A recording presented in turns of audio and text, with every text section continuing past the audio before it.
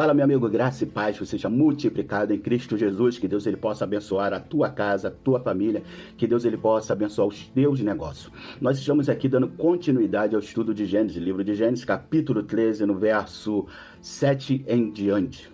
No livro de Gênesis, capítulo 13, no verso 7 e em diante. E quando nós vamos ali para o capítulo 13, nós vamos ver que houve uma separação entre Abraão e também o seu sobrinho. Ou seja, a terra não mais suportava a riqueza, tanto de Abraão como também a riqueza de Ló. Estava havendo ali um conflito entre os pastores, porque o pastos já estava sendo pouco para os gados. Isso estava trazendo um conflito, e isso veio aos ouvidos de Abraão, e Abraão, ele resolve chamar o seu sobrinho, chamar Ló e falar, escolha, se você for para a esquerda, eu vou para a direita, se você for para a direita, eu vou para a esquerda. Nós não podemos mais viver nessa situação, uma vez que nós somos família, ou seja, nós não podemos mais viver dentro desse conflito, dentro dessa briga.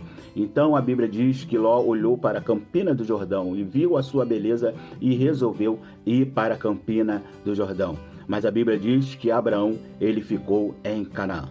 E nós vamos falar sobre separação, ou seja, quando nós começamos a analisar, quando nós começamos a pensar, nós nos deparamos com essa palavra tão forte, é uma palavra chamada separação. Hoje em dia nós temos muitos conflitos, nós temos muitos atritos, até mesmo dentro da nossa casa. E muitas vezes nós temos que encarar que existe uma realidade a ser feita, tem algo que tem que ser realmente feito, e muitas das vezes é o extremo da separação. Quando nós falamos em separação, nós aprendemos alguma coisa. Primeiro, a consequência ou uma das consequências da separação é por causa de disputa de território.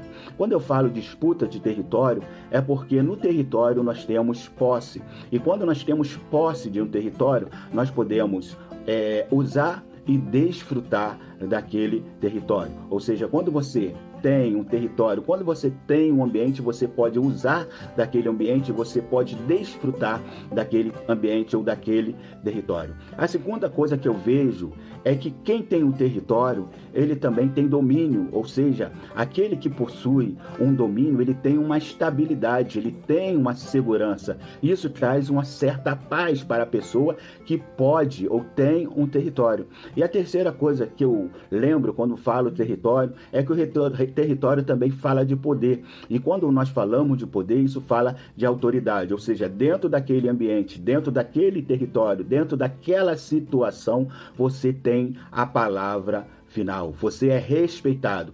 É por isso que existe essa disputa, disputa por território, porque as pessoas querem possuir, as pessoas querem dominar e as pessoas querem poder ou ter autoridade dentro de um certo lugar, dentro de um certo ambiente, dentro de um certo território. Mas quando nós vamos para a Bíblia, ali no Salmo 103, no verso 14, a Bíblia diz assim: pois ele sabe que somos formados, lembra que somos pó. Ou seja, o Salmo está falando que nós somos pó.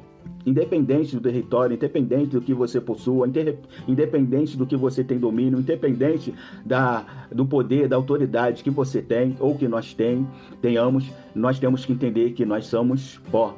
O verso 14, o verso 15 diz assim: a vida do homem é semelhante à relva, ele floresce como a flor do campo.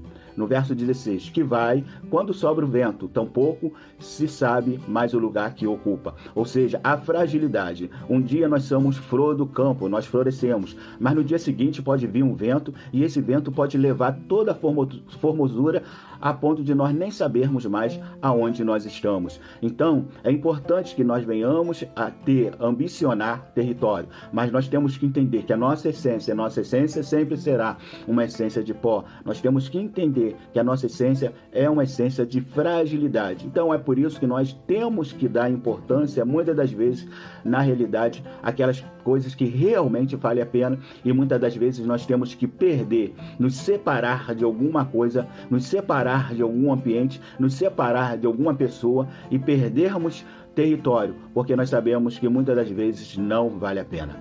A segunda coisa que eu aprendo sobre separação é que a separação também tem um conflito de interesse. E quando nós falamos de conflito de interesse, nós temos que entender que os nossos interesses não podem ser os interesses que venham sufocar as pessoas, o coletivo, ou seja, o nosso interesse tem que ser um interesse coletivo também, para que as pessoas que estão em torno de nós não venham sofrer. A outra coisa que eu aprendo é que nossos interesses não podem ser oriundo de vaidade, ou seja, os nossos interesses não podem ser um interesse egoísta, ou seja, nós temos que entender que aquilo que interessa a nós tem também que ser benéfico para as pessoas que estão em torno de nós. A Bíblia diz no livro de Filipenses, capítulo 2, verso 3, não façam nada por interesse pessoal ou por desejos tolos de receber elogio. Ou seja, não faça nada por interesse pessoal a fim de receber elogios, mas sejam humildes e considerem os outros superiores a vós mesmos. Ou seja, a humildade, os nossos interesses, ele tem que estar fundamentado, ou seja, dentro da humildade e considerando as pessoas que estão em torno de nós sempre superior a nós. Nós não podemos de forma nenhuma empinar o nosso nariz e acharmos que nós somos melhores que os demais e por isso acharmos também que os nossos interesses são mais interessantes ou mais importantes do que as pessoas que estão em torno de nós. A terceira coisa que eu aprendo quando nós falamos de separação é que a separação sempre traz, ou seja, é consequência de agressões. Essas agressões, elas podem ser agressões verbais, mas também podem ser agressões física. E é muito importante nós entendermos que isso não pode ocorrer. A Bíblia diz no livro de Mateus, capítulo 26, verso 52, disse-lhe Jesus, guarda a espada, pois os que empunham a espada, pela espada morrerão. Ou seja, Jesus está falando, guarda a espada, guarda a violência, guarda aquilo que fere, porque quando você traz a espada, com essa espada você também morrerá. Ou seja, você que agride, você será agredido. Você que ofende, você será ofendido. E isso trará a morte para a tua vida, trará o sofrimento para a tua vida. Por isso é muito importante nós compreendermos que a agressão, tanto física como a agressão verbal, são coisas que desmerecem o ser humano. São coisas que não procedem da santidade ou não procedem de uma vida santa e reta diante de Deus.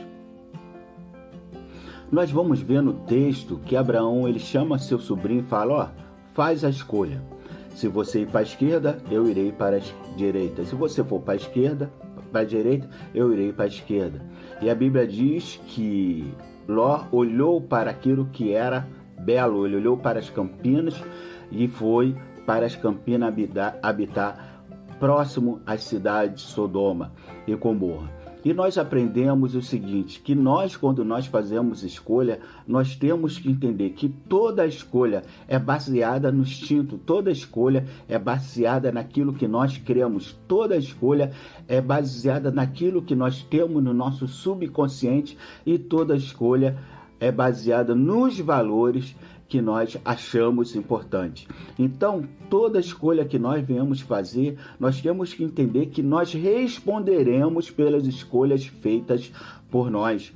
Ou seja, quando nós fazemos escolha, nós temos que ser responsável.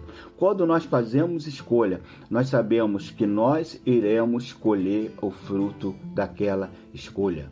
E nós aprendemos aqui no livro de Provérbios, capítulo 2, a Bíblia diz assim, o bom senso te guardará e a plena inteligência te protegerá. Ou seja, quando nós fazemos escolha, nós temos que ter o bom senso. O que é bom senso? Nós temos que ter uma análise, nós temos que ser crítico daquilo que nós iremos tomar como decisão para as nossas vidas.